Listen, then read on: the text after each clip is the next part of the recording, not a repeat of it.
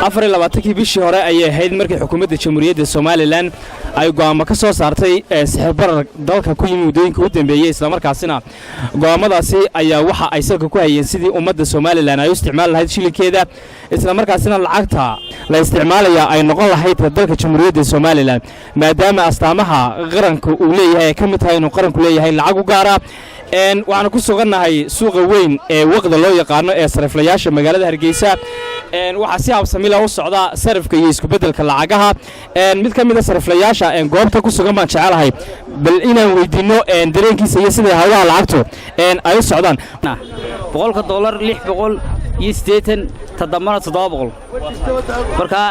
xukuumadda arkeedii ma aan dhaafin dadku aad bay u soo dhaweynayaan laakiin waxay ka cabanayaan dadku raashinkuna haraac horta anagu wax walba waan soo dhaweynaynaa oo xukuumadda ah ka sarif laahaan anagu waxaan nahay banka marka laanta labaad ee sarifka waa banki ay qayb ka mid aanu nahay marka inaan u adeegsanaano wixii sharciga la soo saaray anagu diyaar bana waa anaga dilin ugu jirta anaga ka faa'iidna haddaan nahay ka sariflayaal ahaan waa anaga sixir bararku dan ugu jirto mar walba markuu sixir barar yimaado dadka khasaara waa sariflayaasha imika waxaad arkaysaa lacagta la dhigayo halkaas ninkaas dhigayo waxaan ka siiyey sixirkii dawladda 7 kan dhigaya 7,000 shilin baan ka siiyey على $100 أنا مركا إن أنا كفى إنه واحد ولا كل يستيد بقول شيء ما لي قعنت ورا على سيسو تدبركم أنا قال 14 ما نود نوم كسحنا لا شري تاسنا واحد نوش تاني أنا قدمت هذا عيتهاي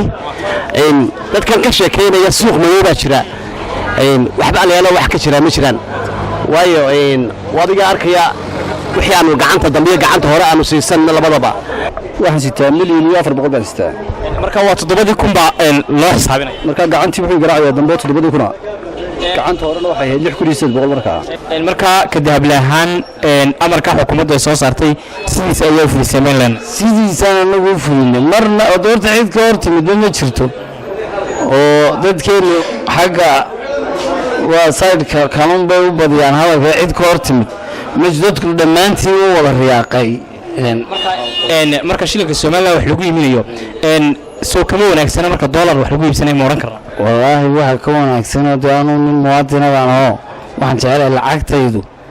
inay mar walba lacagta dollarka markaan tirinayo waxaan jecelahay inaan lacagtayda always tiriyo oo taas aniga waxay ugu jiraan dadkayga iyo dadkaygana wax ugu jiraan